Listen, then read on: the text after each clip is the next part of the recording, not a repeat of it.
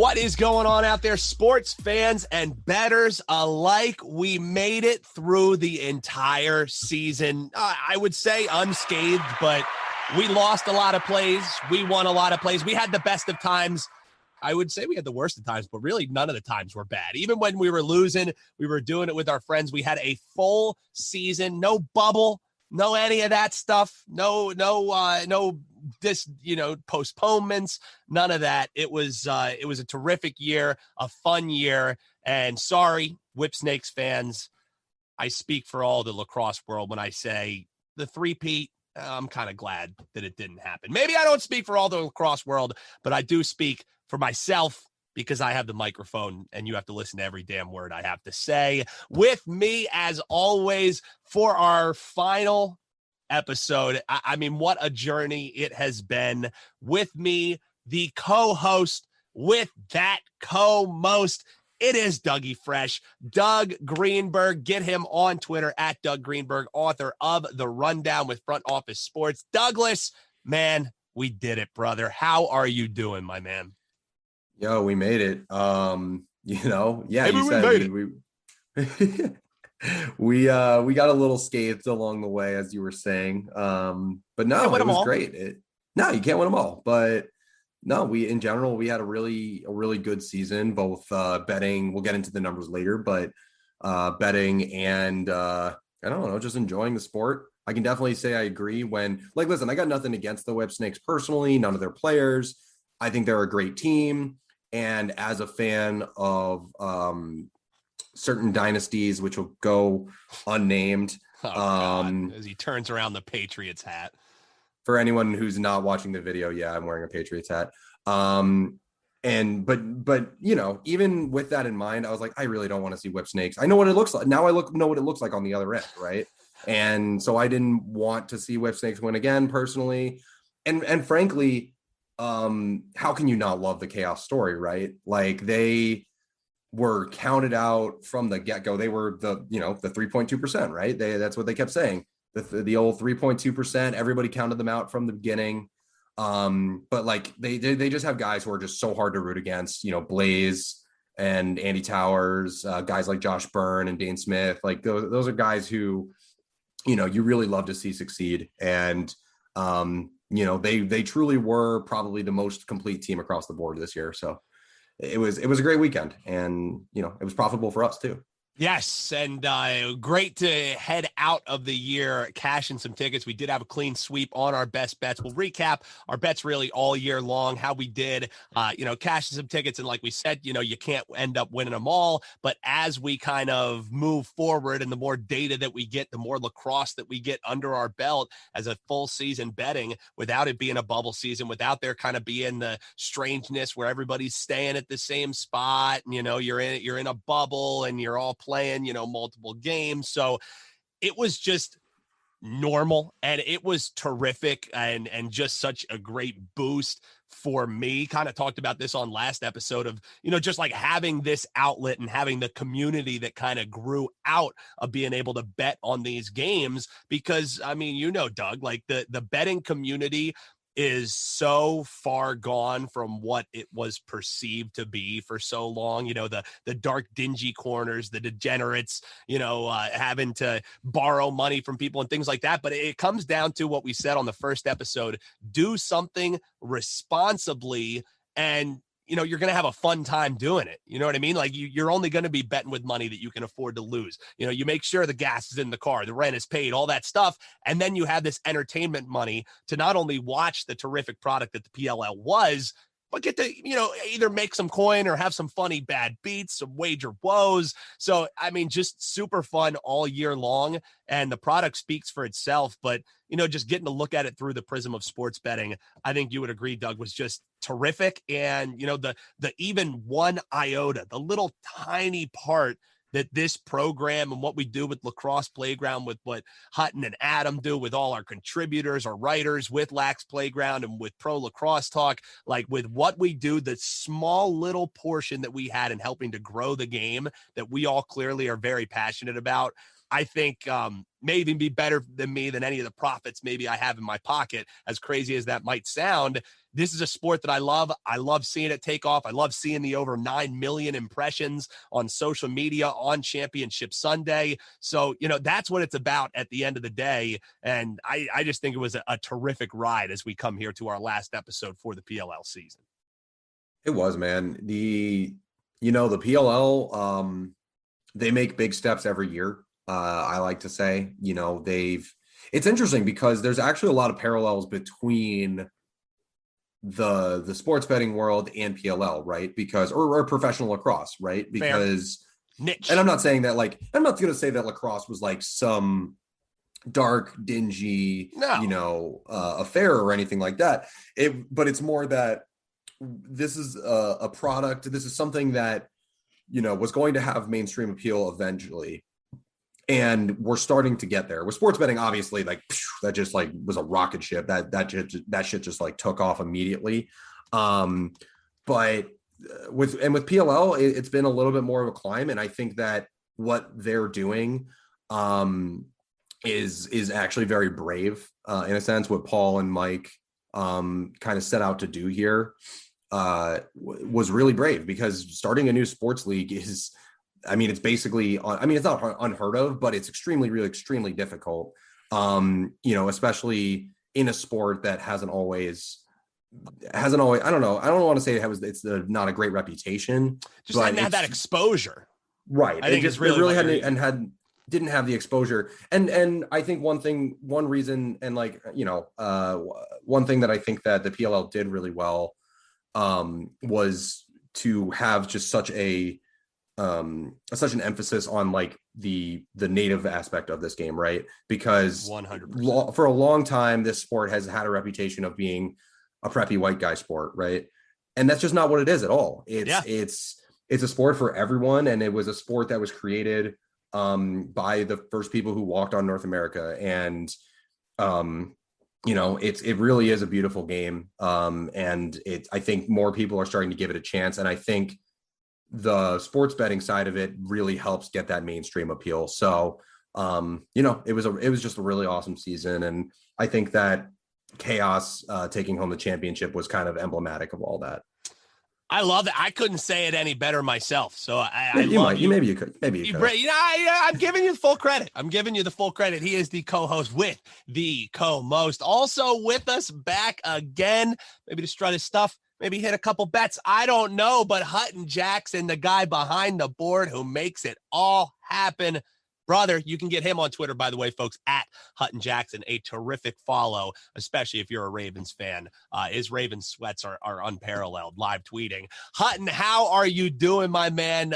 Again, thanks for, getting all this up and running. What a terrific ride it was, and happy that for the last episode, you were able to join us again, my brother.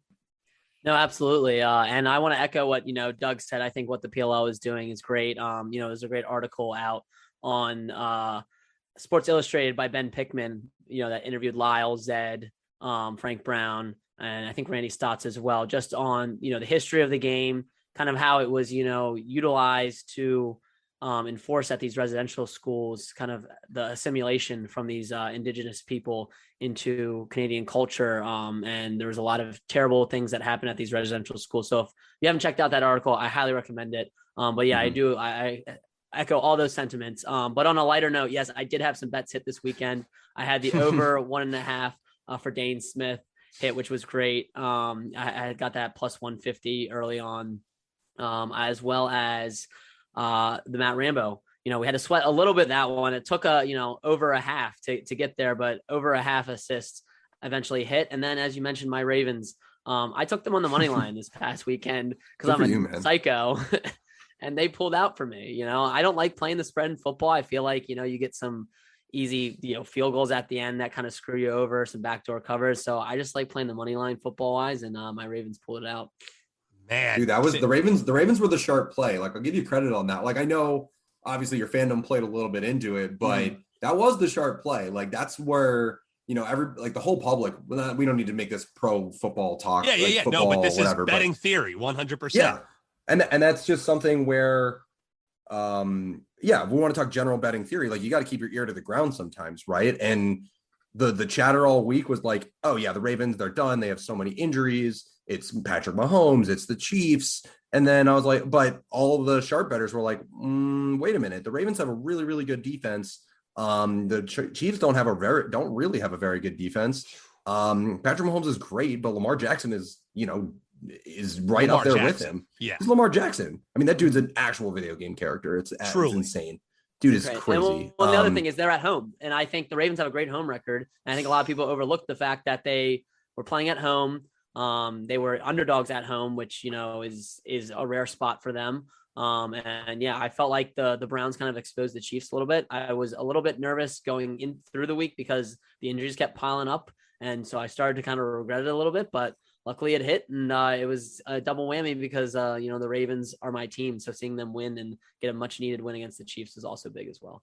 Usually when Hutton's talking, like I'm staring right at him. I can't help, but again, podcast listeners, you can't see this, but you can feel it. The Emmy that's just in the background. I just noticed, do you see, Doug, the silhouette on that MFer? Like, that looks just incredible.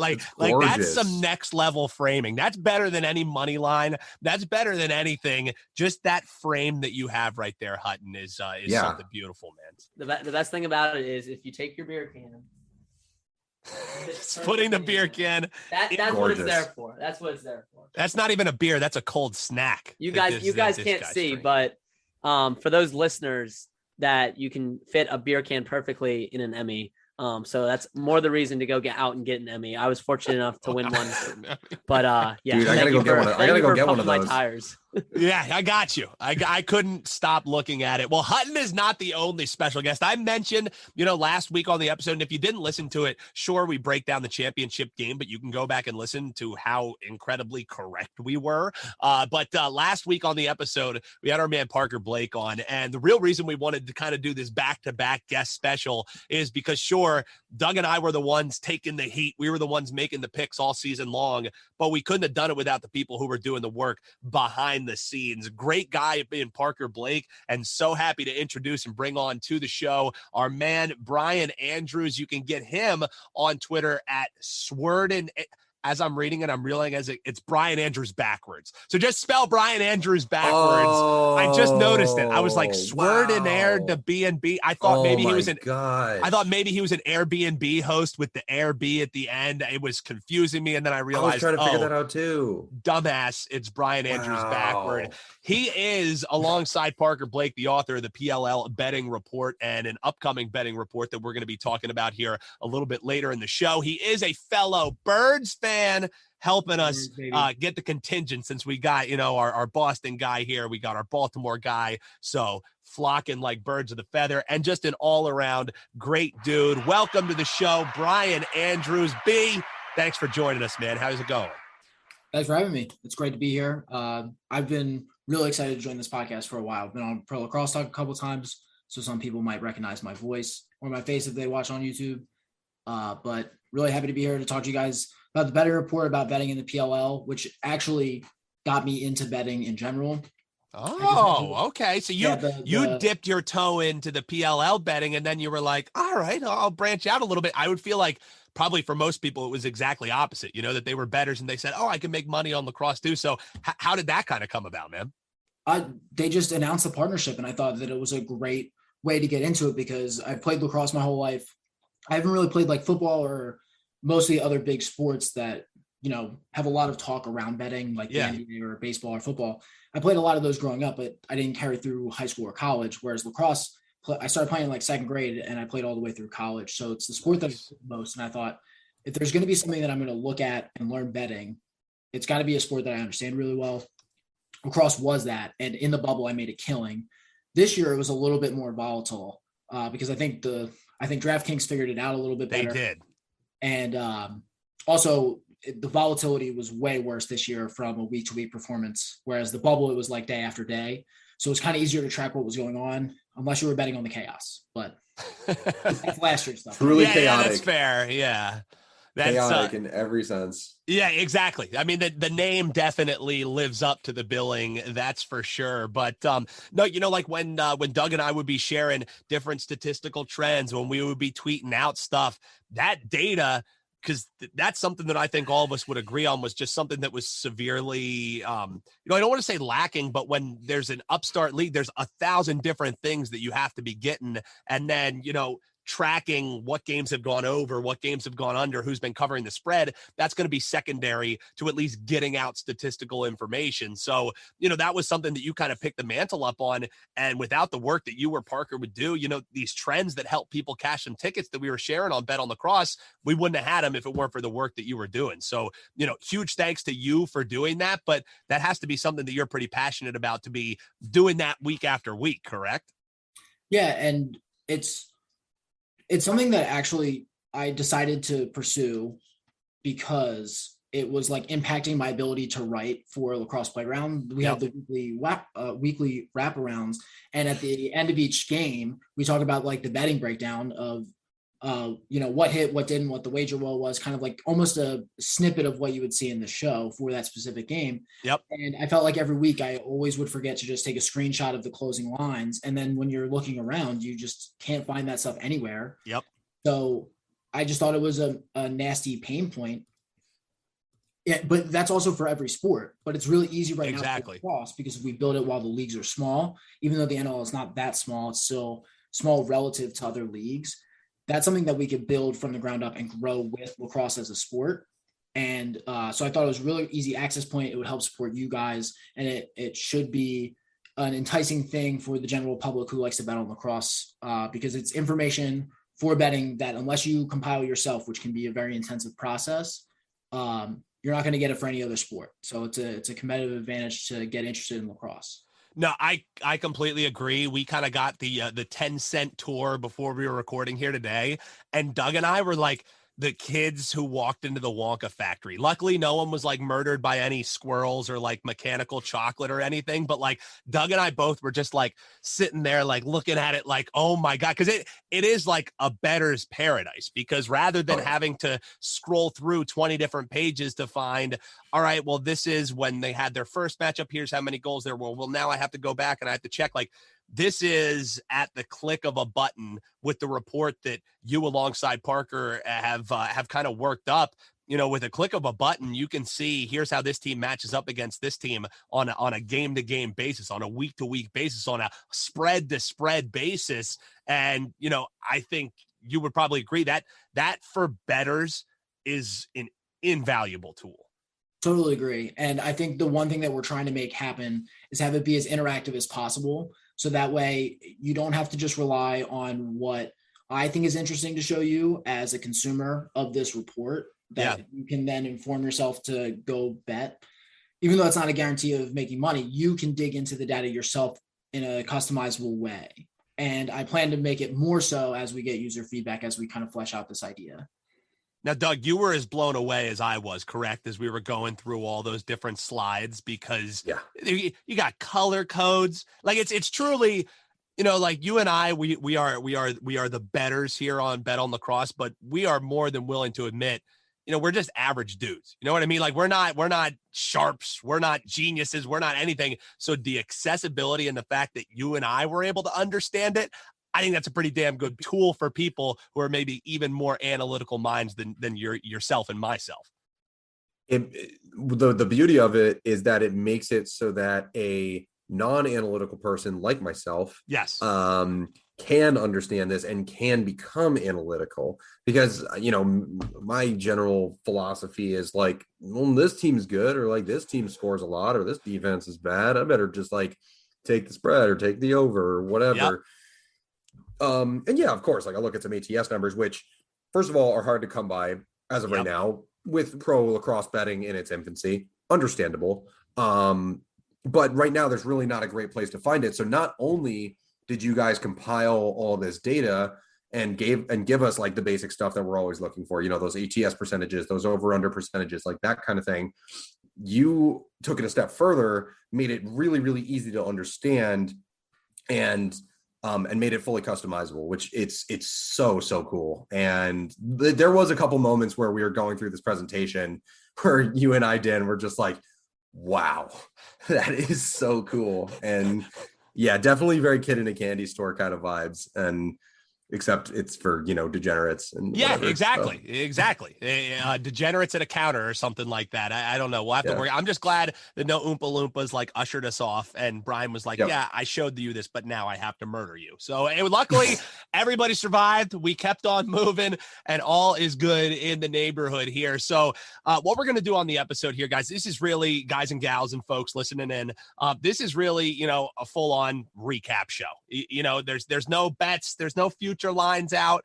I'll say it. I'll strut the stuff, the best bets, the way how you want to end them. We ended them with 2 double cashes. We went on a real nice, run towards the end of the year. I think there was a point where we had 3 straight weeks where it was cash, and cashing on our final best bets of the year is what it's all about. I cashed on Rambo over the half assist. Hutton was kind of alluded to it right there. That was a play that, folks, this is why I tell you, if you have a strong opinion, yes, there are some plays you want to wait until closer to game day to bet, but in the prop market, which is so volatile, one big bet is going to completely blow up what was an advantageous play. There were differences in how much money you would lay on this Rambo prop, what I got it at and what I suggest to take it at, and what I put it out on Twitter at. I made it a pick for Wager Talk at was -120 on BetMGM. You were able to get Rambo over a half assist. And also on DraftKings, that number opened way lower than it eventually closed. On DraftKings, it closed over -230. So instead of just moving the number in the prop market, what happens betting on props, instead of them moving the number, sometimes you'll see numbers tick up with rushing totals in the NFL, receiving yard totals, all those kinds of things. But a lot of the time, what they'll end up doing is just bringing up the juice on the side of a prop to make it more, people just stay away from it as opposed to betting the other side because they get so loaded on one side of a play. So, if you bet it early, you laid -120. One of our guests we had on earlier in the season, he was kind of saying, I don't really care about laying juice as long as the ticket cashes. That's not my personal strategy. I don't want to give the books my money to hold on for any longer than they have to. So -20 versus -230, great hit there. But the sweat of the century, I think all 4 of us were on this bet. The only reason I ended up playing it, I was staying away from the total. Doug makes it his best bet, and I'm like, I got to run with my boy Dougie Fresh for the final game of the season. Are you kidding me? So I go under at 23.5. And Doug, I think I lost at least 5 pounds. Like, I've been trying to lose a little bit of weight, get in shape. All I had to do was just bet the under in the championship game, and I sweat it all off. Maybe the funnest sweat of all time, man. I can't remember having this great of I guess I've had a friend who's argued with me and he's like, unders can't be backdoors. You can only backdoor on a spread, or you can only backdoor on that, but right on an over or whatever. I'm like, no, you can absolutely backdoor on a spread, because backdooring on a spread means this championship game that we watched on Sunday was cruising to the over. Oh, it was a dead over. It was not even close. Yeah. They were scoring way too, the first half was way too high scoring. Third quarter slowed down a little bit, but not too much. And going into the fourth, I was like, no, it's okay. It's all right. I didn't get my last best bet of the year. It's fine. Whatever. It's fine. It happens, whatever. And then I had a realization halfway through the fourth quarter. I realized that because Chaos were up by so much, and this is something that you sometimes need to bake into these kind of bets if you see the game flow going this way, I realized that because Chaos was up by 4 or 5 goals, they were just going to run out the clock. And so anytime they got a possession, I was just like, all right, well, we just burned 50 seconds off. Tick, tick, tick, tick, tick, tick, tick, tick, tick, tick, tick, tick, tick. And that's what Chaos did. They literally just held the ball, let the clock tick out. And so I was always just for the fourth quarter, I was just like, Chaos possessions, Chaos possessions, Chaos possessions. And they had a bunch. Whip Snakes, one of the times I think they got the ball back, I think they turned it over, and I was immediately hell yes, let's go. Yeah. Yep. And then, the shot heard round the betting world. Oh, that was God. Unbelievable. So yeah, the Whip Snakes, I'm sure everyone who's listening watched this game. Whip Snakes come down on their final possession of the game. I don't know. I don't even know who took the shot. I pretty much blacked out at this point. And he just absolutely blams the post. Like, it was so loud and was so emphatic. And that goal would have made the final total 24. But because that post hit, Chaos picked up the ball, ran out the rest of the clock, won the championship. Final total under 23.5 with 23 total. By the on the number in the championship game. It was incredible. There was I think it was at least like the last 4.5 minutes there was no goals, and I didn't see that possibly happening. It was incredible. Such an unbelievably good sweat, such a great way to finish out the lacrosse betting year.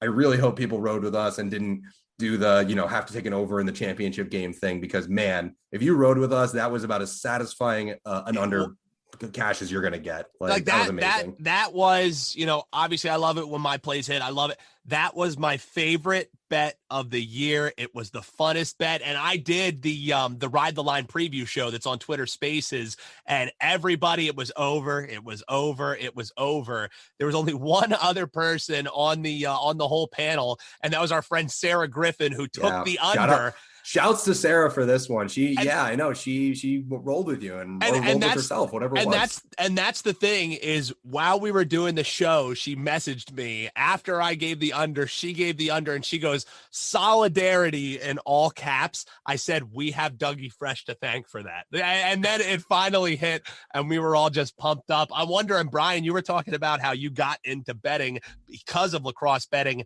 You had to have some action on this championship, and how did your bets end up outside of just the terrific game that it was? I ended up doing really well. I only missed one mark. I actually don't remember which one that I missed. Yeah.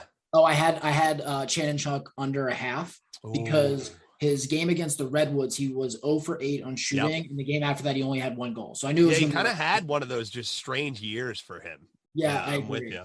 So I thought it was a plus money play. So it wasn't. Why not? Yeah. Yeah. It was kind of like a why not. The numbers look like it's a coin flip. So could cash out. But I took the plus spread because the plus spread has been hitting all year. Money. And then I copied Hutton's Dane Smith play, which I'm very grateful for. Thank you, Hutton. That was plus money too. Yeah. And then I took the under like 10 minutes before the game. And the reason I ended up taking the under is, one, because the under hit like 60% of the time. For particularly the Chaos, it hit 60% of the time. And in the Whip Snakes Chaos previous matchup this year, their total was 22.5, and the total score of that game was 2.5 under that. So the total was 20. So I figured all signs are pointing towards the under right now. I can't not take it. Yeah. And last season's championship game was only 18 points. Exactly. So that was the other reason. And the only thing I got to say, just to put a bow on this over under, if we're done talking about it, for all of those bettors out there who refuse to take unders and who are, there are certain sports personalities that are like overs club, like all life's that too stuff. Short to bet the under. Exactly. To that I say, who says unders can't be fun? That was so fun. I had such a good time. Like, that's the thing, is it's like, it's not even just that the under was a smart play and I get to be like, I'm so smart. I'm so much smarter than you. That was so much fun. I was just rooting for the defense. I was rooting for Blaze. I was rooting for Chaos to just get possessions. Like that's the thing, is like unders can be a really, really great time. And it's only not fun if you make it not fun for yourself. So that's my soapbox. Trust the unders sometimes, not always. If you like the over better, there's a time and a place to take an over, but I absolutely love it. I completely agree. It was insane. It was fun. I was never happier to see somebody miss an open net goal. Only other time is probably like when I've taken puck line bets. You know what I mean? Like, that's what I was kind of likening it to when he missed the open goal with the defense out there. I was like, yes, and never been happier to hear a pipe. So I'm right there with you. It was a super fun game. It capped what was a terrific just season. I loved seeing the fans down there. Looked like a great, well-attended event. So, just all in all, terrific stuff. That's the championship recap. We're going to step aside real quick. When we come back, we're going to run down how do we do on our best bets? How do we do picking each and every game against the spread? I would not suggest that to anyone. It's not a long-term profitable endeavor. If you play every single game on the NFL card all season long, you're going to have a bad time. But Doug and I did it for science. How did we do? We'll let you know how our best bets did. We'll let you know how our EMOs did. And then we have some other things to get into here as well. The NLL is right around the corner. Believe it or not, indoor box lacrosse is back. And we got some guys who will still be working heavily as we head towards that NLL season. So don't leave us just yet. It is the final episode of Bet On Lacrosse. I'm Dan Alexander alongside Doug Greenberg, Brian Andrews, and Hutton Jackson joined in the final voyage as well. Stay with us here on the Bet On Lacrosse podcast. Welcome on back here to the final segment of the final episode of the PLL Bet On Lacrosse season. I'm Dan Alexander with Doug Greenberg, with Brian Andrews, with Hutton Jackson. And boys, as we come back here, just huge shout out to the bettors, to the people with the stones, the cojones, that after the chaos start the year, not only against the spread 0-3, but straight up 0-3. There was talks, I remember on Twitter, that Andy Towers, the same Andy Towers that is we all love on this show. I think we've almost had a segment dedicated to our love of Andy Towers at least once every episode down this final stretch. The people who had the stones to place a futures bet on chaos at that point, there were numbers that were around 1,500, maybe even higher, depending on what your out was. Plus 1,500 would be one hell of a ticket. I thought it was great having my Whips ticket that was plus 700 headed into the final weekend. A chaos ticket alive at about 1,500 after their 0-3 start to the season. That's something that we kind of talked about. Maybe somebody who, after they listened to Bet On Lacrosse, they thought, hey, this might be a profitable endeavor, because we talked about quarter way through the season, halfway through the season, Doug, about when you're talking futures, said it before the season, said it during, you're looking for value, and maybe not value that you'll hedge out of, because how many recreational bettors are, hedging off of a $10 bet? I would venture to say probably not many, but it's all about finding value. And if there was, any reason that you had after that 0-3 start, I couldn't find any. I think I came on this podcast and said the chaos might be a play against team moving forward at this point in the season. And boy, did they prove me wrong. Boy, did they prove a lot of people wrong. But if you found that value, that had to be, we talk about how fun our sweat was on the under. That sweat all year long on a ticket like that had to be pretty awesome. So shout out to the people who pulled it. I wish that I did, but none of my future tickets came through for me, Dougie. Yeah, well, 96.8% of people were wrong about chaos going into the playoffs.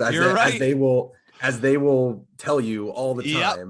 Taking chaos after that 0-3 start is really, really ballsy, because this league 100%. just has so much talent, and you can make an argument for almost any team to win I'm going to say almost any team. I don't need to throw any teams under the bus specifically. We all know. But I don't need to name them. But anyway, you can make an argument for almost any team in this league to win the championship at any time. You can look at, because the rosters are all just also stacked, and you could talk yourself into it. Yep. All the talent is just gathered into 8 teams, right? And this is the elite field lacrosse league that we have now. So every team in theory is a championship caliber team, more so than in other sports, because in other sports, when there's more teams, the talent gets spread out more, and there's just there's not enough talent to go around, and so you can narrow it down to 6 to 8 teams, right? But with the PLL, there are only 6 to 8 teams that can win it at any given time, and they all really can. And so to look at chaos and really have the conviction that they can recover, first of all, recover from that 0-3 start, and second of all, have the talent to take it all the way. That was a really, really good call. It's not something that I would have thought of. I've definitely always liked chaos. But one thing that they did too was I think, and I'm always going to come back to this, defense wins championships, right?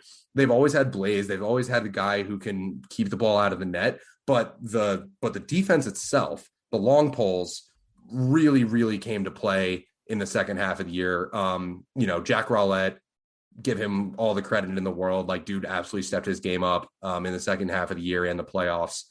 And I think that was what they needed to do. We never had tons of doubt about the goalie. We never had done much doubt about the attack. Maybe some questions about the midfield and definitely a lot of questions about the defense. And they all, and it all just clicked. And that's what you're looking for. You're looking for a team that can, to make it happen, like not only has the talent, but has the wherewithal to make it happen. And couldn't have happened to a better guy with Andy Towers. And he proved himself as a truly great coach. And not that we had much of a doubt to that, but he gets to back up all those crazy videos of himself now, right? Like of him yelling. The picture of him with his shirt off, screaming in, like, if it wouldn't be really weird, like that was trending into like phone background territory. Like, awesome shot that perfectly got the persona that is Coach Towers in one shot. I thought that was terrific. On our show, we typically every week we do our thing that we call here the Bet on Lacrosse ATS rankings. If you want to hear them, go back to last week's episode. I did every single team, and guess what? The Chaos are one above what they were last week. The Whips are one below what they were last week. So you can do the math. Go on back to the last episode. The one thing that does stand out to me, and I want to get your thoughts on as well, Brian, because this is stuff that you've been tracking all season long. We'll talk about the totals in just a second, but when you're talking ATS records, the Chaos, they start 0-3 straight up and against the spread. But the thing is, they went on a tear to end the year. And, 8 out of their last 9 games, all covers. And 7 of those covers were outright wins. So if you were playing money line, just hey, the Chaos are playing a game, I'm going to hit them on the money line, you made a boatload of money because those were all plus spreads outside of, here and there. You and I were also talking before we started recording here, and you have something pretty interesting. The Chaos, correct me if I'm wrong, they won the championship, but they were favorites only one game, correct? One game against the Water Dogs, and they lost that game. And every game that they won, they were not the favorite.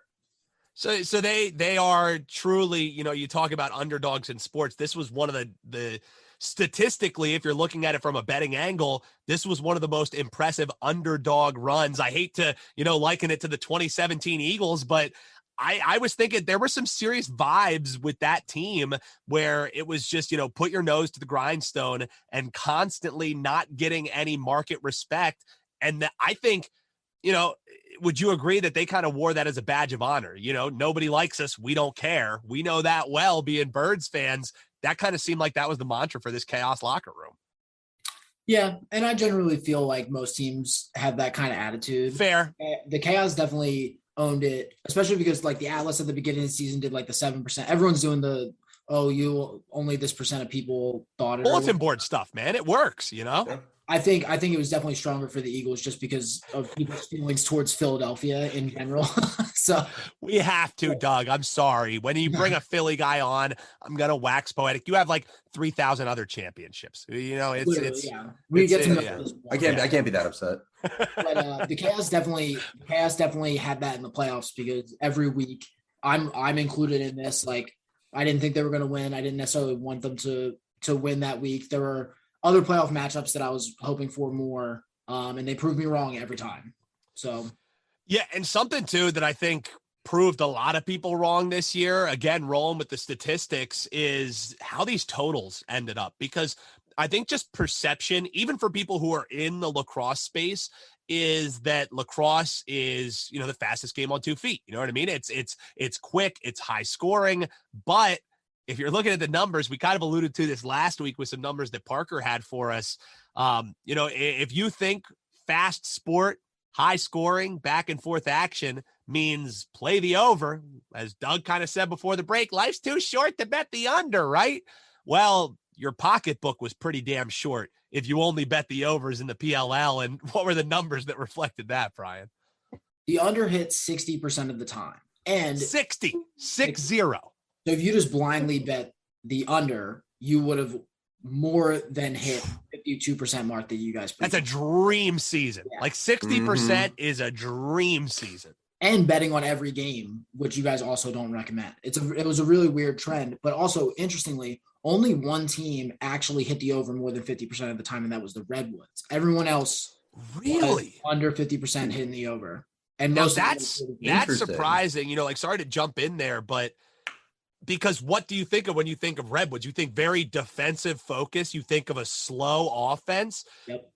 So that has to be, I don't have the numbers in front of me, but did they have lower totals? Did they have, because that's surprising, Doug. So this is actually like some of the books, like witchcraft, right? Like this is what they do. It's weird because it's surprising to me, but it's not that surprising. You know why? Because you know who the number one under team is in Major League Baseball? Who? The Colorado Rockies. And because everybody sees them go to Coors Field, which is like the best over, like, quote unquote, the best over field, bad pitching, high scoring. And you know what happens? The book always sets the line at like 10 or 10.5. They set it as high as possible. And this is probably what happened with the Redwoods, but in reverse. They, everyone's like, oh, Redwoods, defense. Like, they're going to be an under team, right? The book's probably, I'm going to, maybe Brian can back us up with some stats on this, but I wouldn't be surprised if Redwoods actually got lower numbers than a lot of the rest of the league. Maybe I'm completely wrong, but maybe Brian can fill us in on that. Their most frequent total is a 23.5. Okay. And the majority of the totals are either the 23.5, 24.5, 25.5. And it's looking like, if I were to rank them in order of frequency, regardless of team, it's 24.5 first, then 25.5, then 23.5. Wow. So they were catching more 23.5s than most teams were, basically. Yeah. Wow. So, I mean, that is fascinating. And that's how you never know what kind of info that you're going to get. So I think an amazing point that Doug brings up. I mean, Brian comes with the statistics to back it up, but Doug kind of breaks down the betting theory. There's a reason why those sports books are able to make, $1 billion offers for companies. And there's a reason why that damn Las Vegas Strip, you got to wear sunglasses on that bad boy. And not just because you're crazy hungover, you got to wear them because the lights are so damn bright. There's a reason why those lights are always on, and they use the perception of a team and they build it into the number. And the numbers clearly, we just had a little beep boop bop action from Brian right there, breaking it down. And Doug with some analysis on, maybe why that total would be lower. Fascinating stuff. That's the kind of stuff that you can get in the betting report that is done by our very own Brian Andrews, that's done by our very own Parker Blake. That blows my mind, guys. Terrific work right there on that one. So, the other thing that kind of stood out to me was that underdogs were barking, underdogs against the spread. It was a hefty difference. If you were playing just underdogs blindly against the spread, we talked about how important that plus 2.5 was.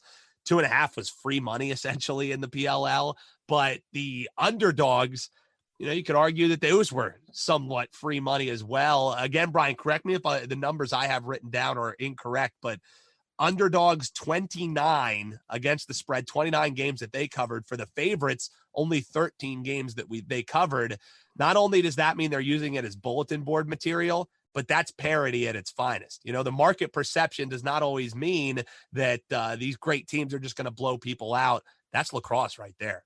Yeah, and that's also why we saw the 2.5 spreads just disappear, because the 2.5 spread only got covered twice all season in 2 separate games. So the underdogs were out to play. And like you said, parity every week. Any given Sunday, anybody could have beat anybody.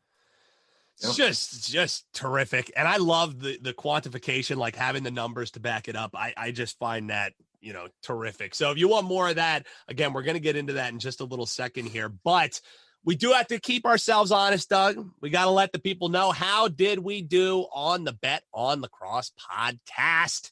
So how do we do?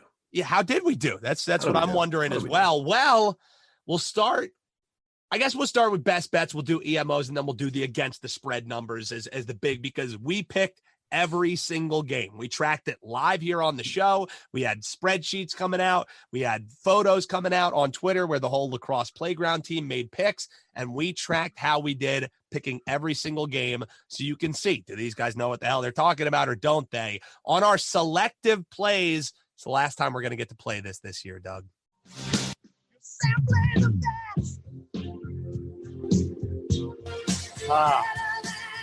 Thanks. We try and be, if not better than all the rest, at least like on par with all the rest. As far as the best bets go, we did have a clean sweep to end the year. But Doug, I'm not a gloating kind of guy, but I did end up coming out on top on our best bets. We didn't do any head-to-head betting, which I think we missed a major opportunity on that. We'll have to figure something out further down the line.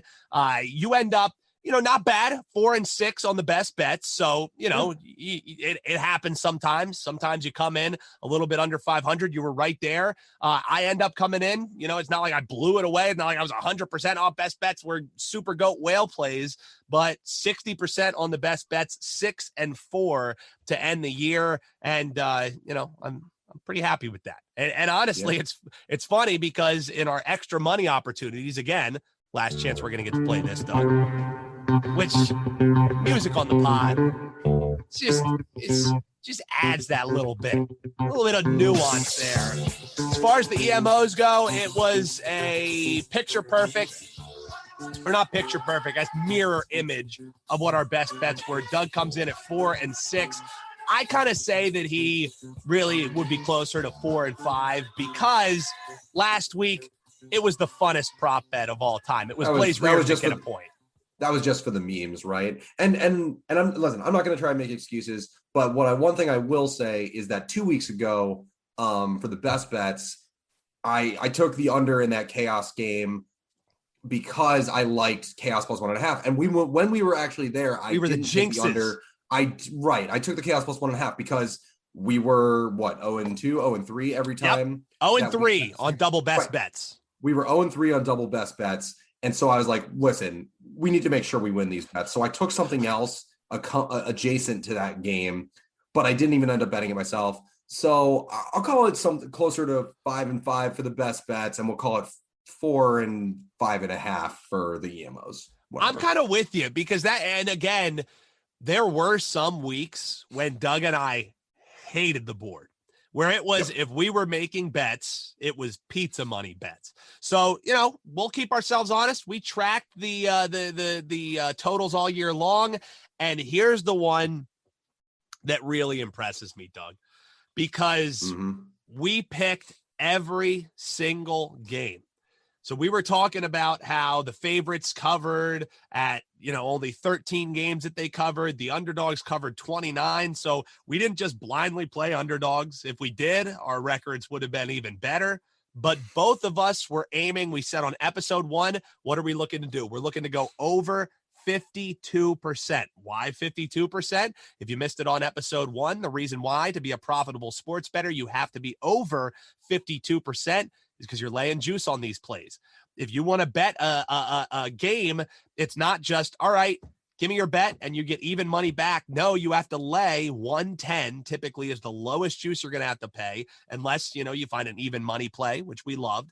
If you find a minus 105 play, which you could have had chaos earlier in the week at minus 1.5, minus 105. Profitable sports bettors lay less juice. It's just a fact.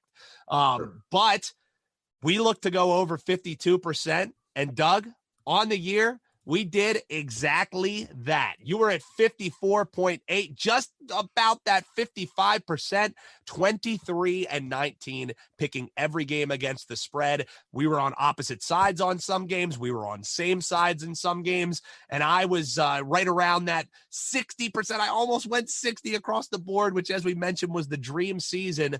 25-17, 59.5% for me. So 59.5% for me, 54.8% for you. Doug, I can put my hat on that season and say we busted our asses to get over that 52%, and we did it, man. Kudos to you, brother. Busted our asses sometimes, pulled stuff out of our asses other times, and a lot of asses. A lot of just so much ass play, and that's fine, man. No problem with that. No, it was great. And, it's really great that we made ourselves look smart. Well, I didn't make myself look smart on the best bets and the EMOs, but that's okay. Because at the end of the day, if people, listened to one of us, maybe they traded off listening to us, maybe they only listened to one person. Yeah. But either way, you were likely to make some good bets if you listen to us. And that's why we're here, doing this labor of love. And and so it feels good. Bet us, fade us, just listen to us. That's really what we're asking for. Need the attention. I just need attention. Exactly. We really need it. You should see the in-show meetings. And as you were talking there, I was just dying. One of the t-shirts we're probably not going to have in the merch line is so much ass play, even though it was an amazing line. And as you were saying it, I just feel like Brian and Hutton were like, what the hell are we doing, dude? We're wasting a Tuesday night while these guys are making jokes about ass play. But regardless, that is what the Bet on Lacrosse podcast is all about. We're wrapping things up here, but one thing I want to get to, because again, huge thanks, Brian, for you taking time out of your schedule to hop on here, be a guest on the pod. We're definitely going to be having you back on here as we move forward and head towards the NLL season. But as far as the betting report goes, just because the PLL season is done, doesn't mean your work and Parker's work is done, correct? That's correct. We definitely want to do a mirror of the PLL betting report for the NLL, especially since betting is now brand new for them. It'll be really easy to implement, so we expect to have it ready to go, at least to beta, by the time the NLL season begins. And to give you an idea of some of the insights that you get out of it, during these conversations that we've been having, and they've been asking me for numbers, I'm not just pulling these numbers out of my head. I don't have them written down. I'm staring at the report. So I've been able to, in real time, look at this report and answer their questions. And you could do that too with this information. So the way that it's going to work is essentially there's no historical data for the NLL. So particularly for the NLL, as the season goes, the report will become more fleshed out. And then as years compound onto that, you'll be able to look at previous year's lines history and scoring history. And so as time goes on in the season, the report only becomes more valuable, and especially as years compound. So we're excited to have other people look at it, potentially beta it for the first couple of weeks to see how they enjoy the report populating as we add new information as games happen, and see what people would like to see added or taken out of the report. No, I think that's terrific. I mean, I love the data that you guys have gotten for us. And I'm telling you, folks, you want to check that out. Again, you got to check out Brian on Twitter, Brian Andrews backwards. I'm not even going to try and pronounce whatever it was at the beginning of the show. So I think that's the easiest way to do it. And if you just go to my Twitter at Newbie Talks, you go to Doug's, we're always interacting with Brian too. So I'm sure you'll see him on the timeline. Also, fearless leader Hutton Jackson still with us here. And Hutton, we were kind of talking about how the work doesn't end for Brian. The lacrosse work never ends for you. Let's be real. But as far as, betting on the NLL, we're hoping to be cashing just as many tickets, staying around that 52% and above. Doug and I are proud of our work that we did for the PLL season, but there'll be some betting opportunities on the NLL as well, correct? Yeah, there is. They signed a deal with BetMGM before COVID ended their season. So they were actually hoping to roll that out, I believe, in the playoffs before COVID ended up cutting their season short. So long overdue. Hopefully that deal is still in place. And, given that BetMGM has offered PLL lines, I can only assume that the NLL is on its way. Hopefully there's other sports books that get involved too. Again, I think the fact that you have DraftKings, Barstool, and a few other sports books offering lacrosse lines, I don't think they're going to just, skip out on the NLL. I think you'll also see them offer NLL lines as well. But BetMGM will be the official sports book of the NLL. And we are certainly looking forward to covering them as well. Getting real close, 3 months away. December 3rd is their opening weekend. So we have some time to kind of regroup, but we'll be back for sure. I'm going to burn my whole bankroll that I built over the PLL season by the time the NLL rolls around. So I'll need to start from ground up to build it all back up. That is going to do it for us.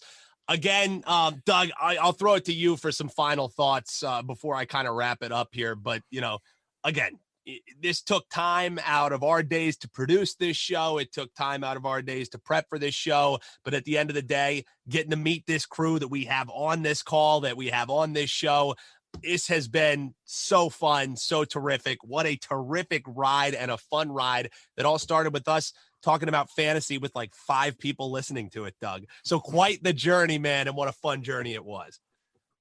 It was, man. I wouldn't trade it for anything. It felt really good, as you kind of mentioned at the beginning, to help, to take, okay. So the thing is, like, I'm just fortunate, right, to do any of the stuff that I do for a living, right? Or, when I write the rundown, right, I just I get to write about sports betting. Like, it's the greatest. I mess around with my fantasy team, like, sometimes while I'm working on that, which people in, other jobs do too. But, to get to come on here with you and Hutton and Brian and Parker and Justin Byers, who we had on as well, like everyone who we've had come through here and just BS about, lacrosse and betting and being a degenerate and whatever the hell else we talk about, like musicals sometimes. It's just been an honor. It's been so much fun to do it this season. And obviously it's something that we plan on continuing. And, I can't wait to keep it going. So that is going to do it. I echo those same sentiments that Dougie Fresh had. Genuinely, you could probably tell from the show that, we all became friends throughout this process, and hopefully that came across. Hopefully you as a listener even felt like, these dudes ain't too half bad. And if you did enjoy the show all season long, please, folks, drop us a review. Let us know what you liked. Let us know on Twitter, maybe some things that we could do a little bit better for as we move forward. Huge congratulations to PLL Memes 12. Fire Memes. It's Kyle, who is our winning podcast reviewer. He's getting a pack of PLL cards, and he was also given a free $10 bet, which he placed on the under. Let's go, baby. Smart man. That's some sharp money out of Kyle. What's he going to do with his winnings? Well, guess what? He asked us to donate the winnings to Harlem Lacrosse. What an awesome guy. And that's what happens. People who listen to this podcast, they just are incredible people just by nature. If you're spending an hour of your week to listen to us talk about sports betting, you're probably already canonized as a saint. Let's be real.